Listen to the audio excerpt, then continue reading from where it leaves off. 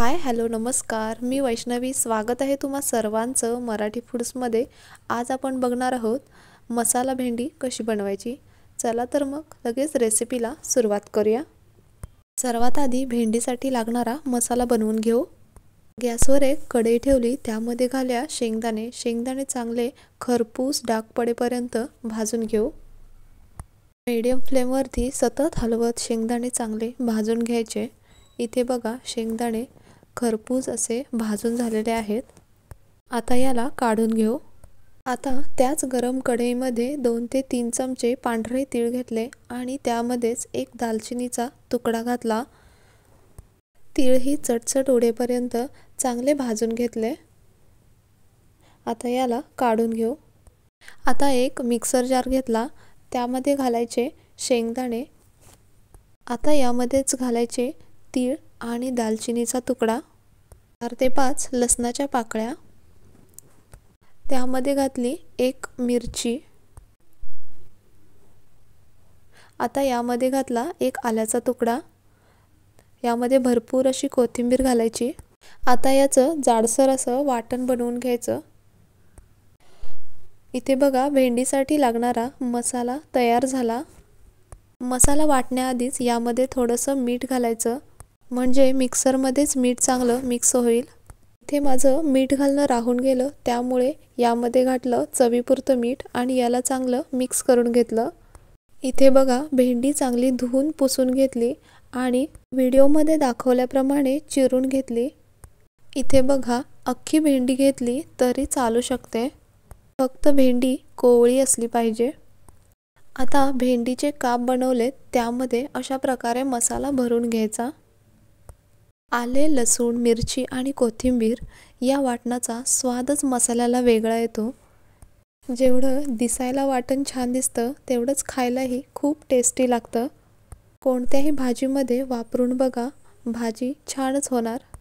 अशा प्रकारे सर्व भेंडीमध्ये मसाला भरून घ्यायचा.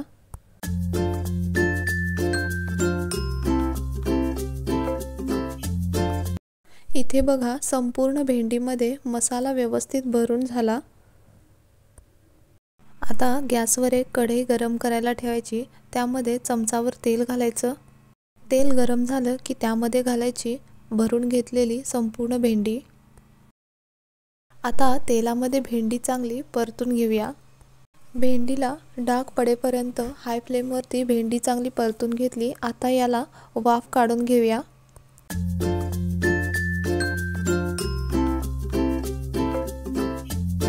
इथे बघा 2 मिनिटे भेंडीला वाफ दिली. आता 50% भेंडी शिजली गेली. परत याला मिनिटभर परतून घेतलं. भेंडी भाजून झाली. आता याला काढून घेऊया. इथे बघा एक मोठा कांदा बारीक चिरून घेतला आणि एका मोठ्या टोमॅटोची प्युरी बनवून घेतली.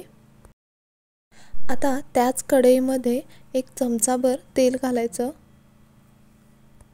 तेल चांगलं गरम होऊ द्यायचं. आता त्यामध्ये घालायची मोहरी. इथे बघा मोहरी तडतडली. आता त्यामध्ये घाल्या जिरे. जिरेही फुलले गेले. आता घाल्या बारीक चिरून घेतलेला कांदा. कांदाही चांगला सोनेरी होईपर्यंत परतून घ्यायचा. कांदा चांगला सोनेरी परतून झाला. हे बघा आता यामध्ये घाल्या टोमॅटोची प्युरी. आता याला व्यवस्थित मिक्स करून घ्यायचं आणि टोमॅटोला तेल सुटेपर्यंत शिजवून घेऊ.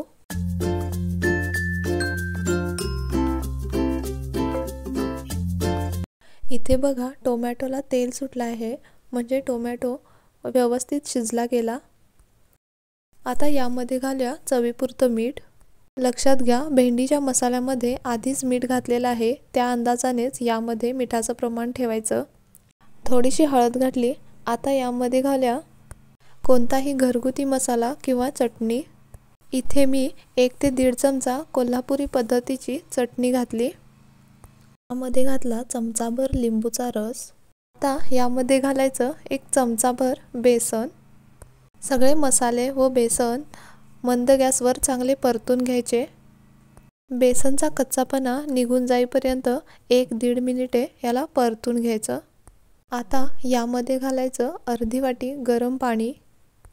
आता तुम्हाला ग्रेव्ही पातळ किंवा घट्ट हवी त्याप्रमाणे यामध्ये पाणी ॲड करायचं। बेसन घातल्याने पाणी जास्त ओढून घेतं, त्यामुळे अजून थोडं पाणी इथे मी ॲड केलं।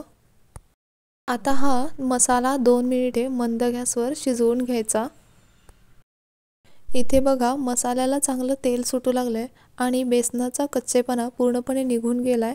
आता यामध्ये ॲड करूया भरलेली भेंडी। भेंडी यामध्ये चांगली मिक्स करून घेतली। आता याला झाकण ठेवून एक 5 मिनिटे वाफ काढून घेऊ।